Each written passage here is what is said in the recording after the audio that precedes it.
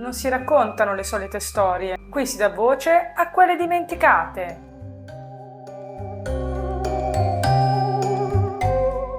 Il 10 febbraio 1891 a Washington viene concesso il brevetto numero 446.054. Nel documento c'è una tavola, un alfabeto, dei numeri e un indicatore capace di muoversi da una lettera all'altra. Il suo nome è Ouija, ma quella tavola nasconde un problema, perché nel 1891 l'idea non era affatto nuova e persino il nome Ouija sarebbe nato durante una seduta davanti alla tavola stessa. Quindi da dove arriva davvero? E soprattutto, quanto indietro dobbiamo andare per trovare il momento in cui gli esseri umani hanno cominciato a cercare parole dall'invisibile?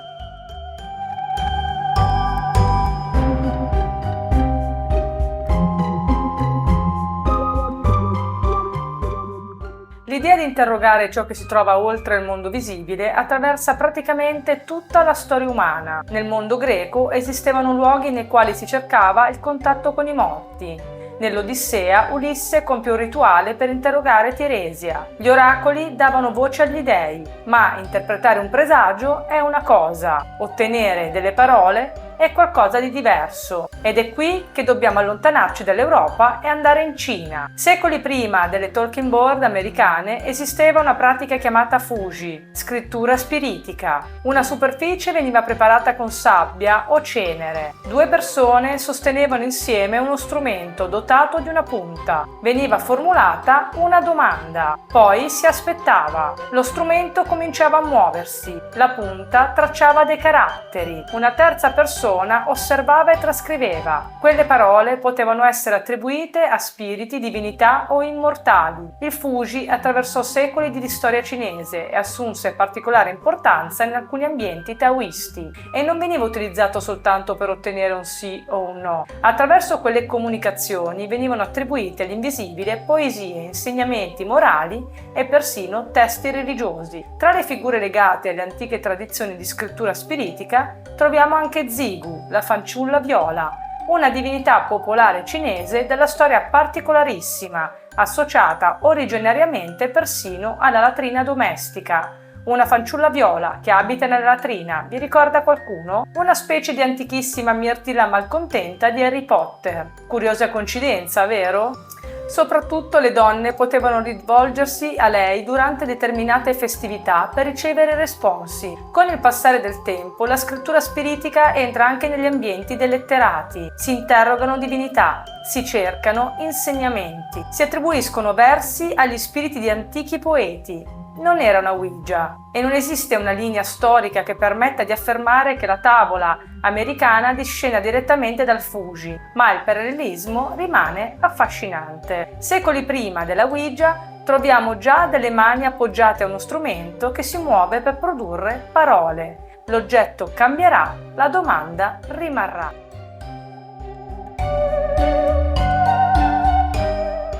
1848, Hinesville, stato di New York. Nella casa della famiglia Fox vengono sentiti strani colpi. Kate e Margaret Fox cominciano a interagire con quei rumori. Fanno domande. I colpi sembrano rispondere. Secondo quanto raccontato dalla famiglia, a comunicare sarebbe lo spirito di un uomo morto. La vicenda diventa famosissima. Le sorelle Fox diventano figure centrali nella nascita dello spiritismo moderno americano e in pochi anni qualcosa cambia profondamente.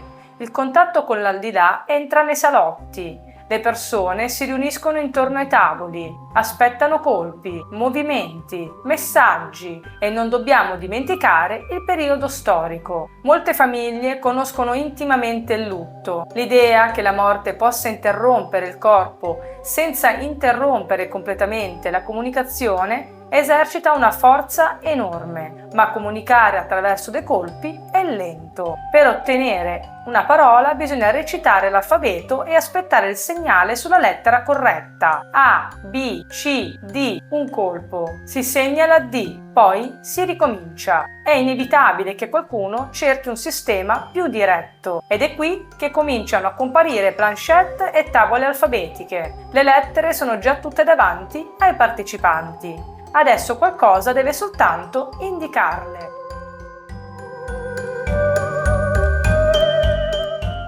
Ed è qui che troviamo una parte della storia spesso dimenticata. La Ouija non fu la prima talking board americana. Nel 1886, 4 anni prima che la parola Ouija venisse associata alla tavola che conosciamo, i giornali parlavano già della diffusione di talking board nei circoli spiritisti dell'Ohio. Il principio era già riconoscibile: un alfabeto, dei numeri, un indicatore, le mani dei partecipanti e la possibilità di comporre una risposta. Quindi la Ouija non nasce dal nulla. Verso la fine degli anni 80 dell'Ottocento, questa idea arriva a Baltimora. E qui la storia diventa sorprendentemente confusa. Tra i protagonisti troviamo Charles Kennard, Elijah Bond e un ebanista tedesco-americano chiamato Reich. Kennard sosterrà di aver sperimentato personalmente una prima tavola. Altre testimonianze attribuiranno invece un ruolo decisivo proprio a Reich. Anni dopo, gli uomini coinvolti arriveranno persino a discutere pubblicamente su chi dovesse essere considerato il vero inventore. La Ouija non era ancora diventata un'icona e già possedeva il suo primo mistero. Chi l'aveva inventata davvero? Nel 1890 però una cosa è certa: il progetto commerciale prende forma. Nasce la Kennard Novelty Company. Elijah Bond lavora al brevetto. La tavola esiste, manca soltanto il nome.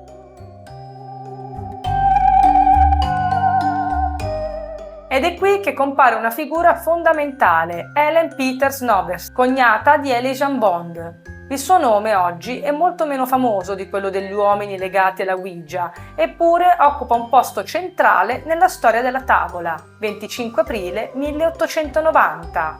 Ellen, Bond e altri presenti si trovano davanti alla talking board. Bisogna decidere come chiamarla. Invece di scegliere semplicemente un nome, decidono di interrogare la tavola. Come vuoi essere chiamata? Le mani vengono appoggiate sull'indicatore. Comincia il movimento. Ouija. Viene fatta un'altra domanda. Che cosa significa? La risposta attribuita alla tavola è good luck, buona fortuna. E qui troviamo una delle parti meno conosciute della storia. Quasi tutti abbiamo sentito ripetere che Ouija sarebbe semplicemente l'unione di oui, sì in francese, e ja, sì in tedesco. Oui, già, sì, sì, ma non è questa la storia originaria raccontata dai protagonisti della nascita della tavola. E c'è un dettaglio ancora più curioso. Ellen quella sera avrebbe indossato un medaglione. Sul medaglione comparivano il ritratto di una donna e una parola che poteva essere letta come Ouija. È stato ipotizzato un collegamento con Ouida,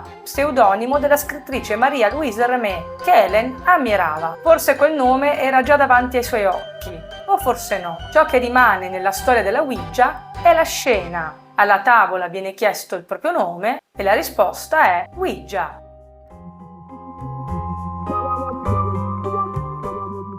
Il 28 maggio 1890 Elijah Bond deposita la domanda di brevetto, ma prima che venga approvata accade un episodio destinato a diventare parte integrante della storia della tavola. Bond si presenta all'ufficio brevetti insieme a Ellen Peters. L'esaminatore vuole una dimostrazione. Se la tavola è in grado di fornire informazioni, deve poter rispondere a una domanda precisa. Qual è il suo nome? Bond ed Ellen sostengono di non conoscere il nome dell'uomo. Le mani vengono appoggiate, l'indicatore si muove. Una lettera, poi un'altra, fino a comporre, secondo il racconto tramandato, il nome corretto dell'esaminatore. Il 10 febbraio del 1891 viene concesso a Elijah Bond il brevetto numero 446.054. Nel documento compare una definizione particolarmente suggestiva: Ouija or Egyptian Luck Board. Ouija o tavola egizia della fortuna. Non c'era niente di egizio nella sua origine materiale, ma nell'Occidente di fine Ottocento l'Egitto evocava immediatamente qualcosa: misteri antichi, templi, tombe, conoscenze perdute. La Ouija era un prodotto moderno, ma veniva presentata come se avesse qualcosa di remoto alle proprie spalle, e nel giro di pochissimo tempo diventa un successo.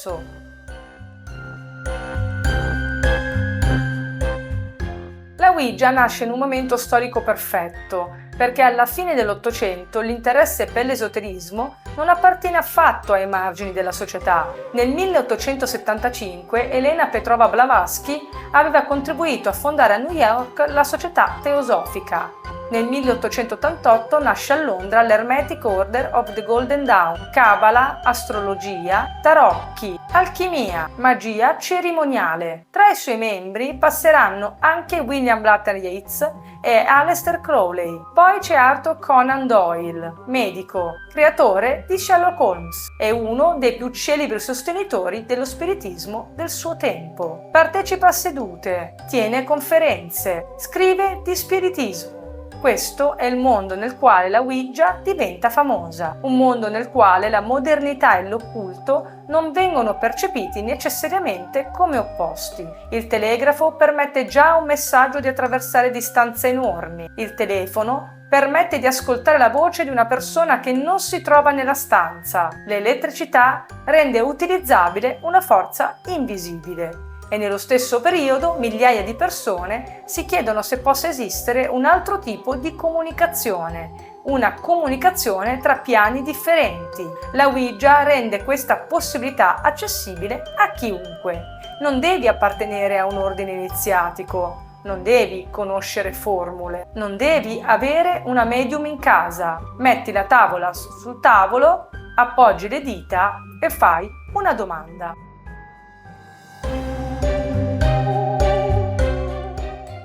Poi nel 1913 una Ouija comincia a produrre qualcosa di molto più complesso di qualche risposta. Pierre Lenore Corran sta utilizzando una Ouija insieme all'amica Emily Grant. L'indicatore comincia a muoversi, arrivano parole, poi compare un nome, Patience Worth. La presenza sostiene di essere una donna vissuta secoli prima. Una comunicazione del genere avrebbe potuto durare pochi minuti. Invece Patience torna e continua a tornare. Attraverso Pearl vengono attribuite a Patience poesie, racconti, opere teatrali, romanzi, migliaia e migliaia di pagine. La produzione raggiungerà milioni di parole. Patience possiede un proprio modo di esprimersi, una personalità riconoscibile. Le opere vengono pubblicate. La vicenda attira giornalisti, studiosi e lettori. E ancora oggi esistono archivi contenenti manoscritti, trascrizioni e documenti legati alle comunicazioni di Pierre Curran. La Ouija era stata pensata per permettere a qualcosa di indicare una lettera alla volta. Patience Worth sembrava avere intenzione di utilizzarla per qualcosa di molto più grande.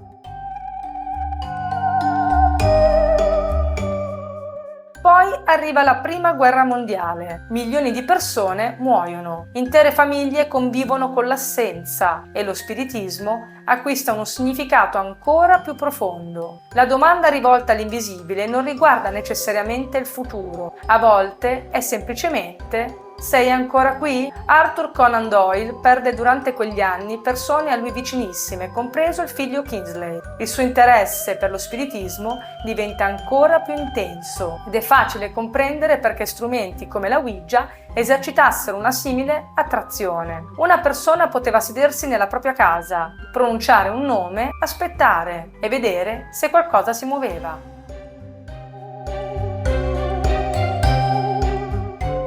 Nel frattempo, la storia commerciale della Ouija finisce nelle mani dell'uomo che più di chiunque altro verrà associato al suo nome, William Fuld. Fuld non inventò la tavola, ma seppe trasformarla in un fenomeno e non cercò mai di cancellarne completamente l'aspetto misterico. Raccontò persino di aver consultato personalmente la Ouija per questioni legate ai propri affari. Nel 1917, secondo una storia attribuita a Fuld, la tavola le avrebbe dato un messaggio: Prepare for big business. Preparati a grandi affari. L'anno successivo Fuld inaugura una grande fabbrica a Baltimora. La produzione cresce e quella fabbrica diventa il simbolo del suo successo. Poi arriva il 24 febbraio 1927. Fuld si trova sul tetto dell'edificio. Sta supervisionando alcuni lavori. Un sostegno cede, precipita per 3 piani. Muore quello stesso giorno, a 54 anni. La Ouija gli sopravvive e 39 anni dopo compare una coincidenza curiosa. 24 febbraio 1966. La famiglia Fold vende l'attività alla Parker Brothers, esattamente il 24 febbraio, la stessa data della morte di William Fold.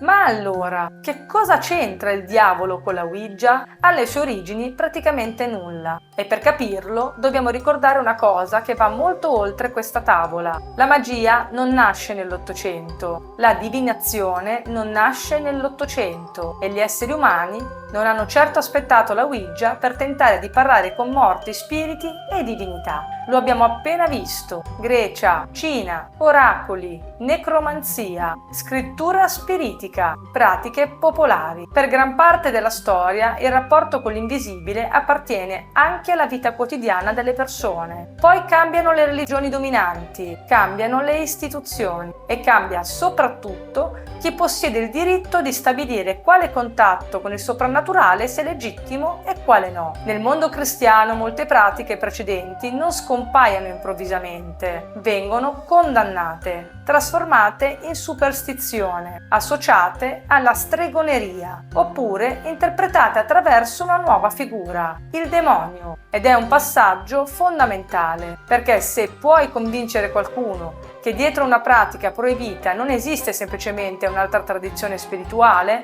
ma qualcosa capace di dannarlo, hai uno strumento potentissimo, la paura. Non interrogare i morti, non praticare la divinazione, non cercare autonomamente ciò che si trova oltre il confine, perché potrebbe risponderti qualcosa di malvagio. Nel frattempo, una parte delle conoscenze esoteriche occidentali continua a circolare anche in ambienti molto meno accessibili. Ordini iniziatici, società segrete, gruppi nei quali astrologia, alchimia, kabbalah e magia cerimoniale vengono studiate attraverso gradi, rituali e conoscenze destinati agli iniziati. Ed ecco il paradosso. Da una parte, molte pratiche popolari vengono combattute, ridicolizzate o demonizzate. Dall'altra, l'occulto continua a essere studiato dietro porte alle quali non tutti possono accedere. Poi arriva la Ouija, una tavola venduta commercialmente, economica, semplice, non richiede un sacerdote, non richiede un medium, non richiede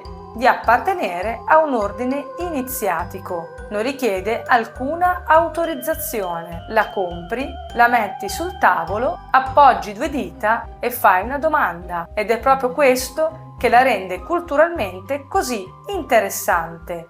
Restituisce simbolicamente alle persone comuni qualcosa che per secoli era stato proibito, controllato o relegato negli ambienti iniziatici, la possibilità di interrogare direttamente l'invisibile. Ed è qui che il diavolo trova facilmente posto nella sua storia.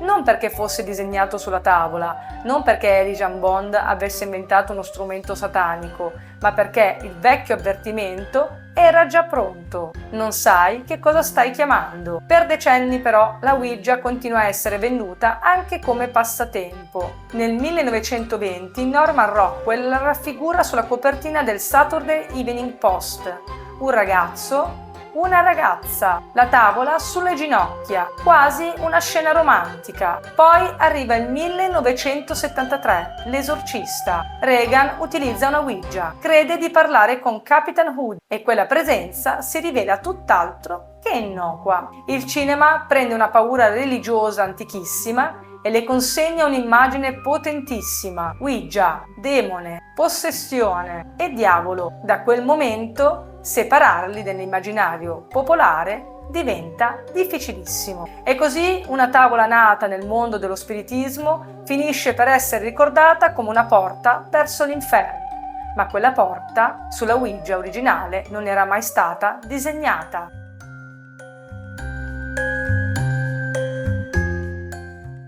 Ed è proprio attorno a questa paura che cresce buona parte del folklore moderno della Ouija. Nel tempo attorno alla tavola si forma un vero insieme di regole. Non utilizzarla da soli, non usarla in un cimitero, non chiedere la data della propria morte, non provocare la presenza, se percorre ripetutamente l'alfabeto, interrompere.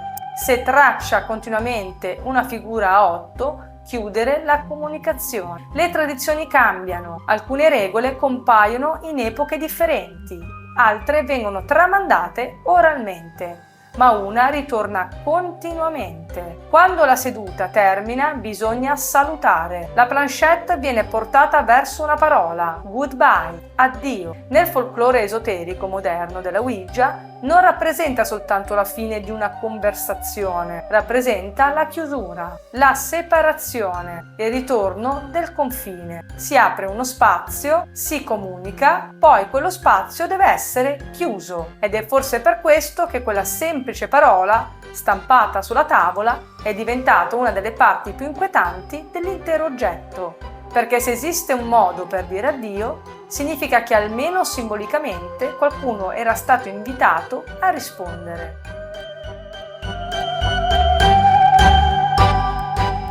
Più di 130 anni dopo il suo brevetto, la Ouija continua a stare esattamente dove è sempre stata, su un confine, tra ciò che vediamo e ciò che crediamo possa esistere oltre. E forse il suo fascino non è mai stato soltanto scoprire se qualcosa risponderà e non sapere che cosa potrebbe succedere se la risposta arrivasse davvero, perché finché la planchette rimane ferma possiamo ridere, possiamo dubitare, possiamo alzarci e andarcene, ma se cominciasse a muoversi e componesse qualcosa che nessuno dei presenti dovrebbe conoscere, avreste davvero il coraggio di chiedere chi sei? O portereste lentamente l'indicatore verso goodbye?